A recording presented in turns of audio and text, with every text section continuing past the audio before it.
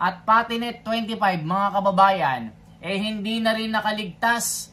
Binardagol itong manang nyo dahil minaliit daw umano itong 2,400 na correspondence na hindi naman daw kumakatawan sa buong populasyon ng Pilipinas na 100 million.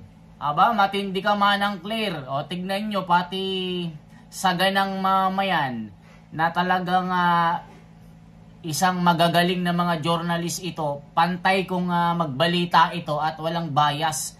Ngayon, nakikita nila itong mga pagsagot ng manang nyo. Tila hindi niya daw alam ang istatistika, mga kababayan. May dahilan kung bakit daw bumababa ang approval at trust rating ng Pangulong Bongbong Yun? Ano ba sabi niya? Siguro mapakinggan natin uli. Kahapon pa, na-play na natin ito. Pero dahil ito'y pag-uusapan natin, mas maganda pakinggan natin. Sige po. Nalaman po natin na ang respondents dito ay 2,400. So, sa 2,400, hindi naman po ito nagre-reflect ng sentimiento ng kabuuang more than 100 million people or Filipinos in the country. But dahil nga nakita at nabanggit natin itong mga fake news, sumasalamin din po ito sa impluensya ng mga fake news na nagkakalat. Katulad na sinabi, meron ngang findings na nabanggit ang Reuters at ito ay galing sa isang Israel-based data intelligence firm or disinformation security firm. And I quote, "The level of coordinated disinformation seen in the Philippines was far above the typical 7% to 10% range of online conversations globally about highly sensitive or polarizing issues." Iyan ang problema kay Attorney Claire, Jen. Pagka ang isang ebidensya ay laban sa kanya, minamaliit niya. Ay, talaga. Pero kapag the same na ebidensya na magagamit niya, tama yan, ang galing, di ba? Ano ibig sabihin natin dito? Bakit mo mamaliitin yung 1,200 na respondent? Ayun. Survey nga yan diba? Pero kung yun ay mataas. Pagka ang kaya sinabi, naku po, majority po ng Pilipino, pabor naman na ipadala si Pangulong Duterte sa ICC. Anong ginamit nyo? 1,200 respondent. Yan ang sentimiento talaga ng taong Pilipino. bayan. Bakit magkaiba? Bakit? Anong tawag doon, Jen? Bakit salungat? Hindi, tsaka selective. Oo. Pagka-pabor sa inyo. Tama. Maganda yung 1,200 respondent. Pagka hindi pabor, hindi yan ang Hindi yan ang sentimiento ng taong bayan. Ayan kontra-kontra. Ano sabi? Pagka kontra-kontra? Medyo may yun, di ba? Yun po ang Kasi kung mali dapat. Kung gusto mo na igalang ka ng tao, dapat yung stand mo, ma-firm, di ba? Huwag mong sisirain yung ginamit mo na dating ebidensya. Tapos pagka hindi na pabor sa'yo, sasabi mo, hindi dapat ginagamit yan. Mga ganyang survey. Strategy ng PNP. Lalabas sila ng statement na kesyo ito hong nagdaang Semana Santa. Opo, ang crime rate, ang index crime bumaba. Mababa na ang krimen. Sa data ng PNP, mga kababayan, konti na lang ang naitala nilang mga krimen. Mas safe na tayo ngayon kaysa noon. Wow! Etc. Sabi ho ninyo, yung inflation, parang ang datos ng PSA, ito'y bumabagal. Pati na rin yung inflation, mga kababayan, para sa kanila. Maganda na. Ang ekonomiya, maganda na. Pero iba ang sinasabi on the grounds. Kumbaga mas maganda ang lagay ng inflation rate natin. Pero sinasabi ng mga tao, ang problema namin, inflation pa rin. Dito sa PNP, bumababa daw po ang index crime, ang krimen sa ating kapaligiran. Pero napapanood mo, sinaksak na Koreano, hinold up, binaril, patay. Tapos may babae pa, mga kababayan, na isang foreigner doon sa Surigao, lately lang kahapon na ata yun, hinold up, binaril pa, mga kababayan, patay. Smio. Yung napatay din na mga kababayan, sa Boracay, yung babaeng dalaga.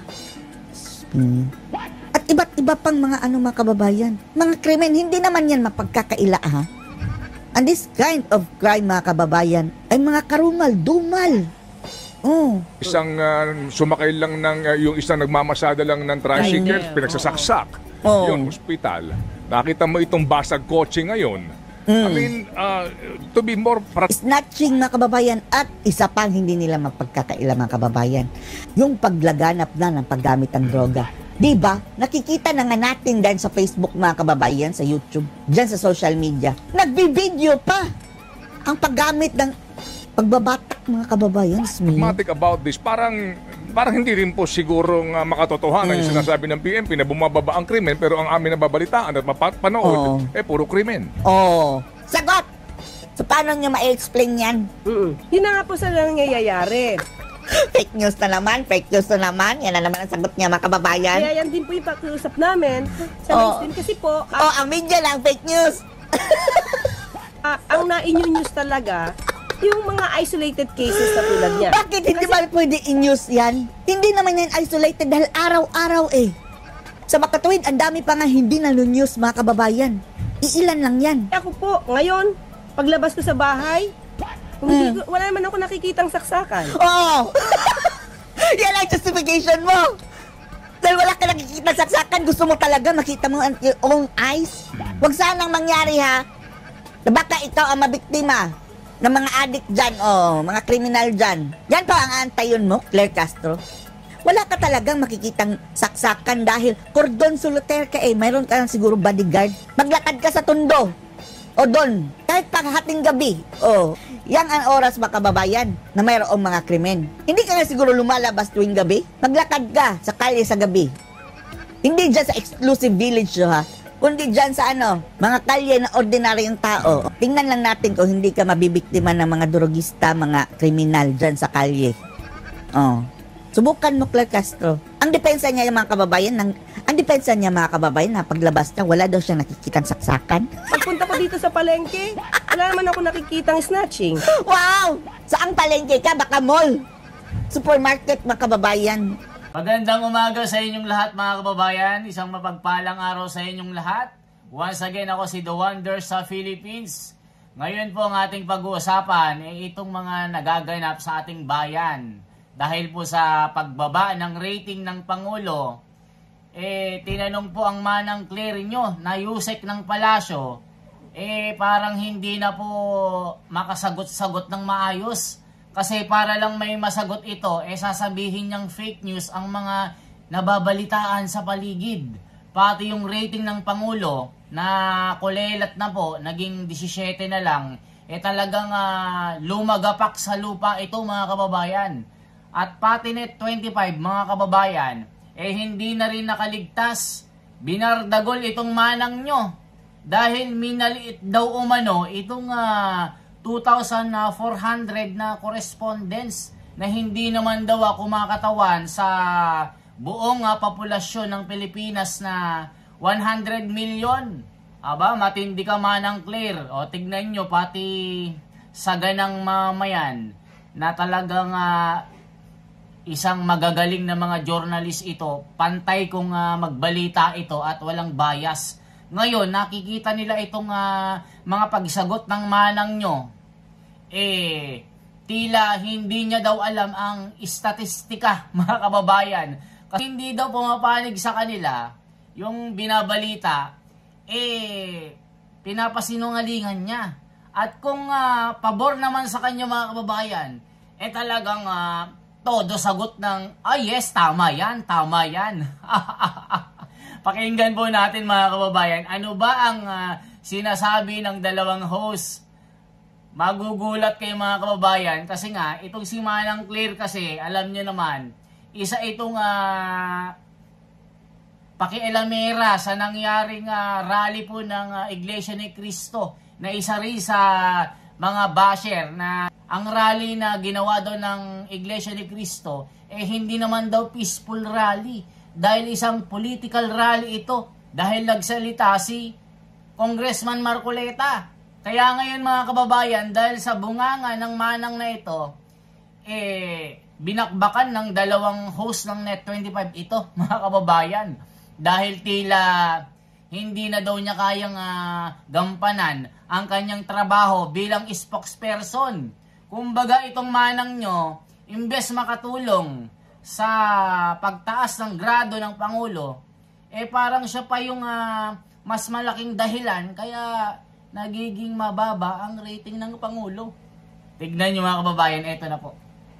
Hindi na natin patatagalin pa.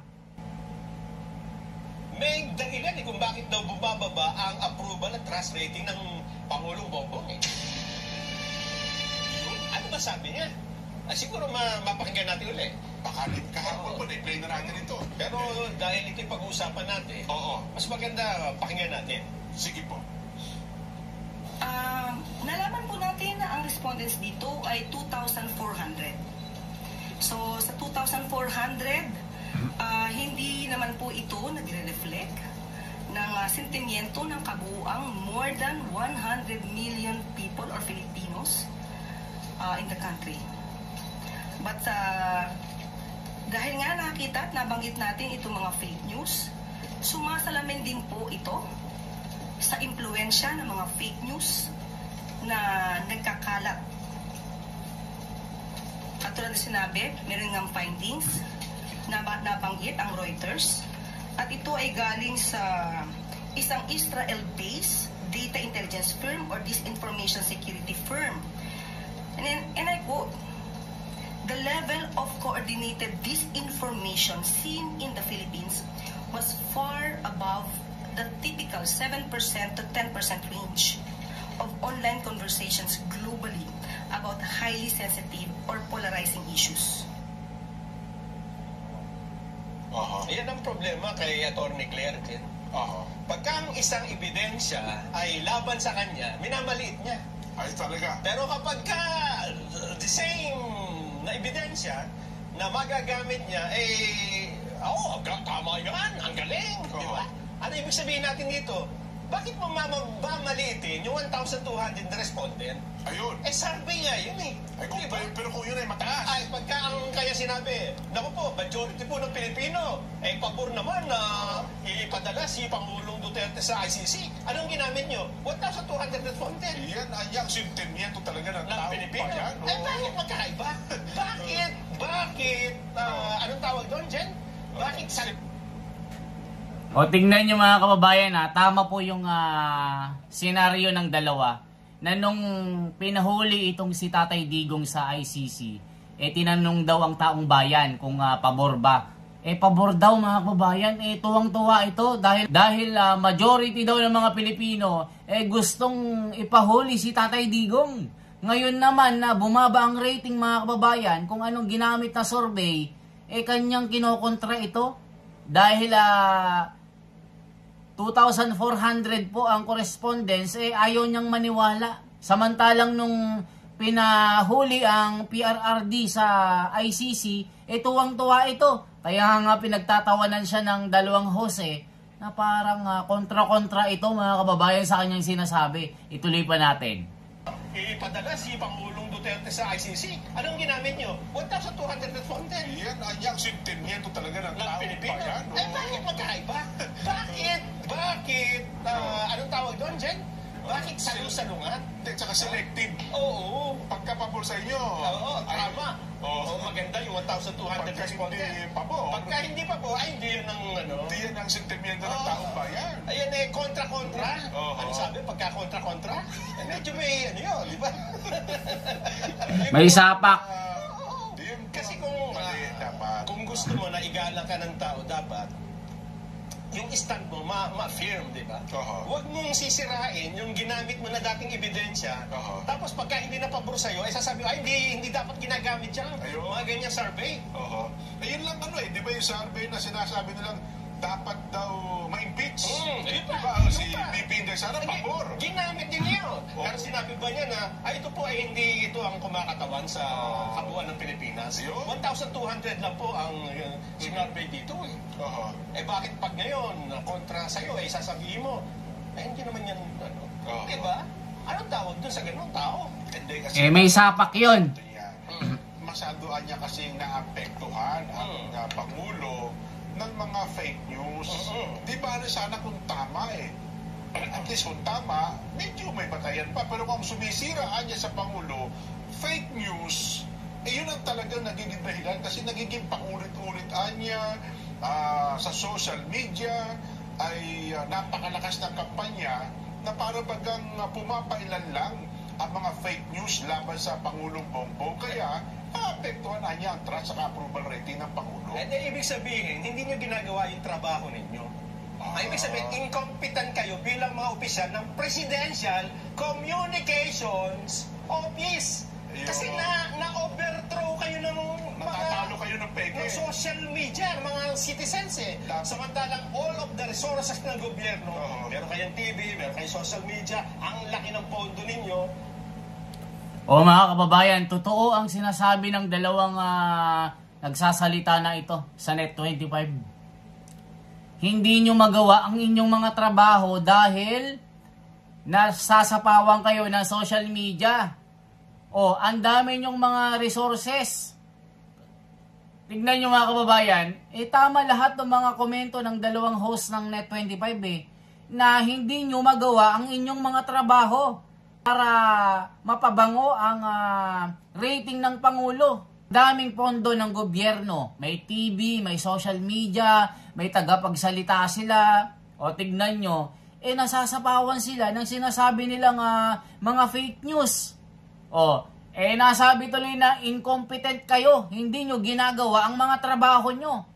Grabe mga kababayan, bardagulan talaga ito.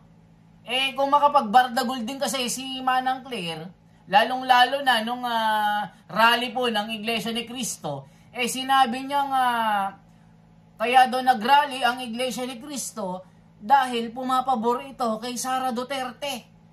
Dahil tila daw ang Iglesia ni Cristo ay pinipigil ang impeachment. Na hindi naman daw talaga rally po ng pagkakaisa, kundi para pigilan itong impeachment ni Sara. Yun ang kanyang binabanggit noon mga kababayan. Na lalo pa nang galaiti ang Manang Claire nyo nung nagsalita itong si Congressman Marcoleta sa harapan. Na tila daw naging political rally ito mga kababayan. Kaya ngayon, binabanatan siya ngayon ng Net25. At talagang yung mga komento ng dalawa, talagang totoo na parang salu-salungat ang mga sinasabi ng manang nyo. Itong Manang Claire na ito, para lang may masabi, sasabihin niyang mga peke ang mga lumalabas na mga istatistika na pagbaba ng rating ng Pangulo. Kaya sinabihan kayo na incompetent kayo ba't kayo magpapatalo sa social media? Sa dami ng inyong mga pondo at mga pera, hindi nyo magawa-gawa ang mga trabaho nyo. Yung criminality, yung mga nangyayaring mga snatching sa labas, yung nagmomotor lang, sinaksak sa likod, yung mga kidnapping na nangyayari, yung mga nagdro-droga sa online, na napakahirap po nga lumabas ngayon sa gabi, lalong-lalo na po dyan sa parteng Quezon City, sa Metro Manila. Pumunta ka lang sa mga eskinita, delikado ka na mga kababayan sa mga oras na talagang naglalabasan ng mga kriminal. Nangyari dyan sa Boracay, yung isang Slovakian, yung nakaraan lang, may na-rape na naman, may talagang hinold up na naman na turista. Talagang yung nangyayari ngayon, totoo. Hindi peke, Manang Claire. Pakinggan pa natin ito mga kababayan. Bakit binardagol ng Taganet 25 ito? Mga kababayan. Isa pa yung si Madam Eden Santos na parang iniiwasan ni Madam Claire. Kasi nga parang nalulutang siya, lutang moment pagka Net 25 nang nagtatanong mga kababayan. Kasi napakahirap ng mga tanong na hindi niya masagot-sagot. Saan? Kung yan ang gagamitin mong batayan dahil natalo kayo ng paulit-ulit niya sa social media ay napakalakas ng kampanya na para bagang pumapailan lang ang mga fake news laban sa Pangulong Bongbong. Kaya maapektuhan na niya ang trust at approval rating ng Pangulo. Ibig sabihin, hindi niyo ginagawa yung trabaho ninyo. Ibig sabihin, incompetent kayo bilang mga opisyal ng Presidential Communications Office. Kasi Tama. Natatalo kayo ng peke. Social media. Natatalo sila ng peke. Samantalang all of the resources ng gobyerno, meron kayong TV, meron kayong social media, ang laki ng pondo ninyo, saan? Kung yan ang gagamitin mong batayan, dahil natalo kayo ng fake news, ibig sabihin lang yan, kayo ay incompetent. Diba sabi niya, minsan talaga mahirap. Ang tama ay tama, ang mali ay mali. Ayun sinasabi ko. Sana aminin nyo na lang. Ang problema kasi sa kanila, Jen, ayaw nilang umamin ang pagkatalo di ba? Pilit mong itutuwid ang liko-liko. Yung liko, gagawin, ang katwiran mo, likotin Paano matutuwid dyan? Kaya nga ang nagiging tampulan na lamang nila ngayon ng sisi, ang pagkalat ng fake news, kaya apektado ang approval at trust rating ng Pangulo. Ngayon dapat siguro, gumawa naman kayo kontra fake news. Yan sinasabi natin. Diba? Ang ginawa nyo kasi, puro kayo banat. Diba? Kung konting kibot ng isa, upakan mo. Puro banat kasi si Manang Claire Walang ginagawang tama ito mga kababayan. Tignan nyo. Kaya nakatulong tuloy si Manang Claire sa paglagapak ng grado ng Pangulo. Tignan nyo mga kababayan. Net 25. Talagang ito. Fair ito magbalita. Pero ngayon talaga hindi sila nakatiis dahil sa nangyayari ngayon. Meron pang ang interview si Manang Claire doon kay Ted Filon. Yung inflation rate daw ay maganda daw ngayon. Yung mga krimen daw ay bumaba. Wala na daw masyadong mga nangyayaring mga kriminalidad. Tahimik na daw ang mga paligid. Pagka lumalabas daw si Manang Claire sa palengke, wala naman daw nangyayaring mga habulan, mga snatcher. Wala naman daw nagsasaksakan. Manang Claire, saan ka ba nakatira? Sa village ka nakatira. Baka nga meron kang bodyguard. Baka meron ka ng security guard Kaya sinasabi mo safe na safe ka. Kung ikukumpara mo sa mga kalye, halimbawa ngayon, oras na ganito, lumabas ka. Lumabas ka dyan sa Kamaynilaan. Kahit sa ang iskinita, tignan ko lang kung hindi ka mabiktima ng snatcher o isang kung ano-anong mga nangyayaring kasamaan dyan. Mahirap nang lumabas ngayon mga kababayan. Sa village kasi, mga kababayan, safe. Dito sa amin, safe kasi talagang village ito, may mga gwardiya dito. Kung ikukumpara mo dyan sa mga isolated area, na talagang saksakan po ng mga kasamaan dyan. Dyan sa mga jeepney, mga kababayan, lalong-lalo na yung mga nanghihingi ng mga limos-limos. Lalo na yung mga nagpupunas sa mga salamin dyan sa mga kalsada, lalong-lalo na dyan sa may Manila Bay. Pag hindi mo binigyan, babasagin yung salamin mo.